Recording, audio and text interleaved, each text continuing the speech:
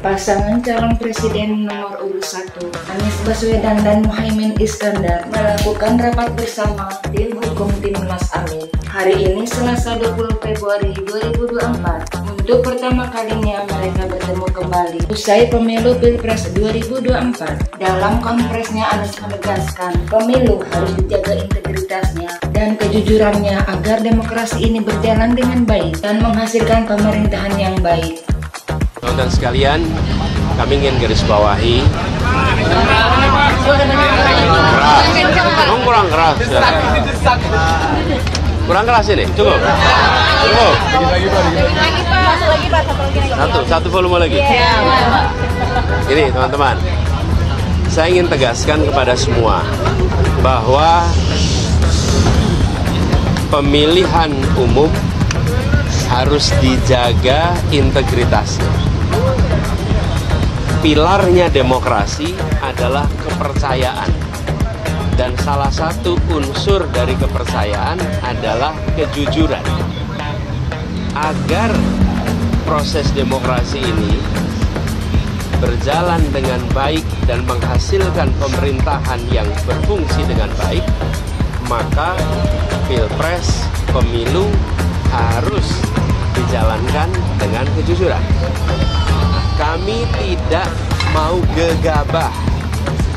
Tidak ada di hari pertama, hari kedua deklarasi kecurangan ini kecurangan. Tidak, kami tidak mau gegabah. Karena kami ingin menghormati rakyat Indonesia.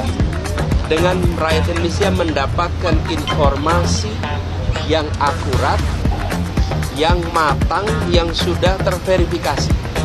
Itulah sebabnya kenapa tim hukum bekerja lengkap dan kami bersyukur tim hukum ini sampai dengan daerah itu komplit di seluruh provinsi mengumpulkan semua data, dan kami tidak akan menyampaikan informasi yang sekedar menimbulkan kontroversi, tapi kami ingin sampaikan kepada semua dari temuan sementara kami menemukan problem yang terbesar bukan di TPS, tapi problem terbesar yang ditemukan adalah kegiatan-kegiatan pra-TPS. Kegiatan-kegiatan yang membuat aktivitas di TPS itu dipengaruhi dan tidak mencerminkan aspirasi rakyat yang semula ada. Ini temuan yang paling mendasar, pra-TPS. Nah, pra-TPS ini banyak aktivitasnya, nanti detail akan ada. Ini yang sangat mengkhawatirkan. Jadi kualitas dari hasil pemilu yang sesungguhnya harus mencerminkan aspirasi rakyat, di dalam temuan kami sebagian bukan aspirasi rakyat, sebagian adalah aspirasi yang dipaksakan kepada rakyat. Dan proses itu tidak terjadi kebanyakan di TPS atau sesudah TPS, tapi terjadinya sebelum sampai ke TPS. Sebagai sebuah praktek ketidakjujuran, ini adalah peningkatan kualitasnya dibandingkan yang dulu-dulu.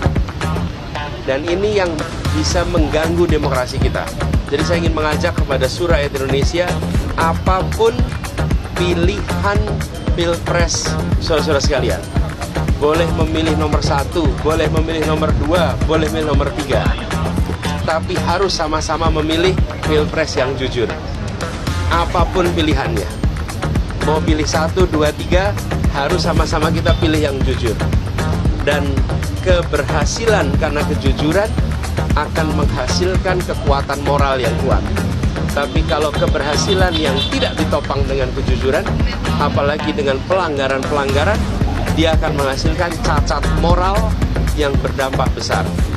Saya ingin ingatkan pada semua, pelanggaran-pelanggaran seperti ini bisa terjadi di bidang-bidang yang lain. Kalau pelanggaran di bidang pemilu dibiarkan, sebentar lagi akan terjadi di tempat lain. Di kompetisi bisnis kita akan menemukan ketidakjujuran. Di dalam praktek-praktek perubahan peraturan kita akan menemukan ketidakjujuran. Jadi penularan akan terjadi bila peristiwa di sini dibiarkan. Karena itu pada siang hari ini ketika kami berkumpul bersama di sini, kita mendengarkan. Nanti sesudah semuanya lengkap, pada waktunya tentu akan ada langkah berikutnya. Tapi sekali lagi ingin saya sampaikan, kami tidak gegabah, kami tidak akan menyampaikan informasi sekedar membuat kontroversi, karena kami ingin menghadirkan hasil pemilu Pilpres yang berkualitas, yang penuh dengan nilai kejujuran. Itu yang bisa saya sampaikan. Artinya sekarang kepercayaan langkah konkretnya, apakah sudah ada komunikasi juga dengan tim THN 03 kan juga katanya berkomunikasi cukup intens dengan 01, bagaimana Pak? Ya, sekarang semuanya lagi dikumpulkan.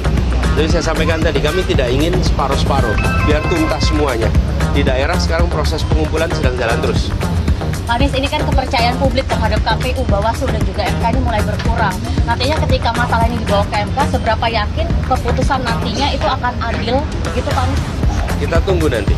Yang jelas bagi kami sekarang, kami ingin agar semua informasi yang terkumpul terverifikasi, solid, dan kami minta kepada semua jajaran aparat pemerintah, jangan ada yang mengintimidasi mereka-mereka yang mau bersaksi.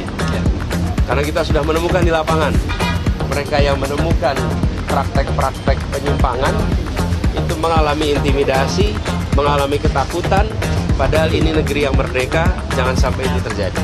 Masalah ini Pak Anies ini kan salah satunya, mungkin kalau misalkan prakteknya apakah terkait pelanggaran yang dilakukan tapi tidak ditindaklanjuti oleh Bawaslu, dan mungkin kalau misalkan dari parpol sendiri, Gus dari PKB akan mendorong untuk melakukan angket di DPR untuk memanggilan ke KPU Bawaslu, seperti apa sih Gus? Karena Pak Ganjar juga mendorong untuk hak angket kecurangan dibawa ke hak angket DPR.